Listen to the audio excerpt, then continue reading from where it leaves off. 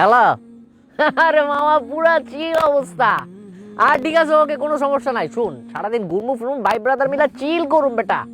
হ্যাঁ ঠিক আছে। আর গাড়ির টাকা ওইটা খরচ আমি দিব না, মাল পানি যা লাগে ওটা আমি দিব, ওটা সমস্যা নাই। আচ্ছা রাখ। কি? কে বন্ধু? হ্যাঁ। চিলকাওয়া টাওয়া শকুনের কথা শুনলাম মনে হইতাছে। আরে বেটা চিল খাওয়া না, ব্যাপার হইতাছে কি, সামনে তো 31st, বুঝছস? চিন্তা করতেছি ভাই ব্রাদার মিলে একটু খাওয়া দাওয়া মৌজ মাস্তি। খাওয়া দাওয়া? তাহলে তো আমিও আছি। আরে বেটা ওই খাওয়া দাওয়া না, তাহলে ব্যাপার হইতাছে গিয়া 31st তো মনে করছি আমরা ভাই ব্রাদার মিলে মৌজ মাস্তি করুম, ঘুরমু ফিরমু, আতশবাজি, মনে কর যে আকাশটা পুরো রঙিন হয়ে যাবো, রঙিন একটা ভাইব নিয়া এই ঘুরা ফিরা ফুর্তি ফার্তি মৌজ মাস্তি এটার ব্যাপারে কথা কইতাছিলাম আর কি, বুঝছস? এটা কি ঠিক হবে? ধর বেটা, এইসব ঠিক বেঠিকের কোনো কিছু বুঝাবুঝি নাই।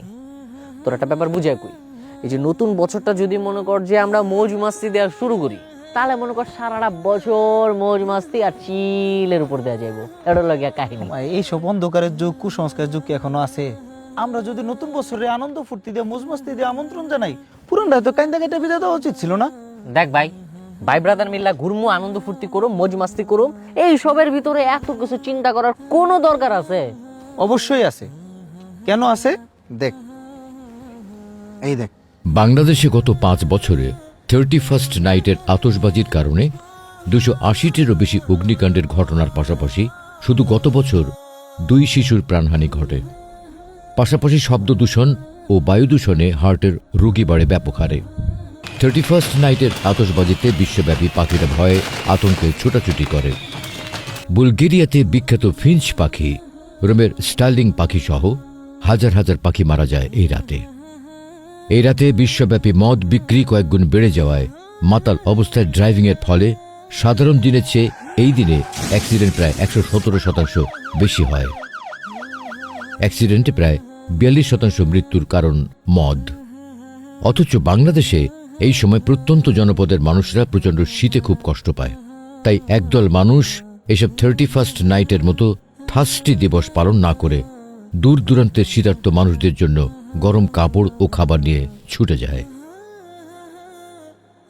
এবার ভাইবা দেখ, 31st নাইট পালন করে নিজে মরবি নাকি অন্যের মরার কারণ হবে? ওই কিরে, পাপ্পিরে পাইলি কই? তোর ওই জায়গায় কি করস? কি অবস্থা ম্যান? আরে বেটা, একদিকে হাঁসের মাংস আর ভুনা খিচুড়ি, অন্যদিকে হিসাব নিকাশ। হিসাব নিকাশ? কি এর হিসাব নিকাশ, কত একটু শুনি। গত বছর কি কি ভুল করলাম, সেই ভুল কিভাবে শুধরে চলবো। আর কতজনকে এবছর দাওয়াত দিছি দিনের পথে, সামনের বছর কয়জনকে দাওয়াত দিমু, এইটার হিসাব নিকাশ এখানে হবে। এই বছর কতজনরে দান করতে উৎসাহ দিছি, আর সামনের বছর কতজনরে আরো বেশি দান করতে উৎসাহ দিম।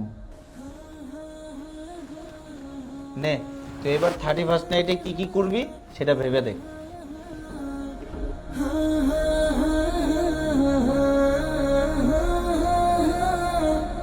যে পরিমাণে গুণা করছি, গুণাগুলার হিসাব করুম, আর গুণা থেকে বাইচে থাকার লাগে একটা প্ল্যান করুম, এগুলার হিসাব করুম এবার। আর আপনারা যারা আমাদের এই কন্টেন্টটা দেখতেছেন, তারাও এখন থেকে প্ল্যান করেন গুণা থেকে কিভাবে বেঁচে থাকবেন।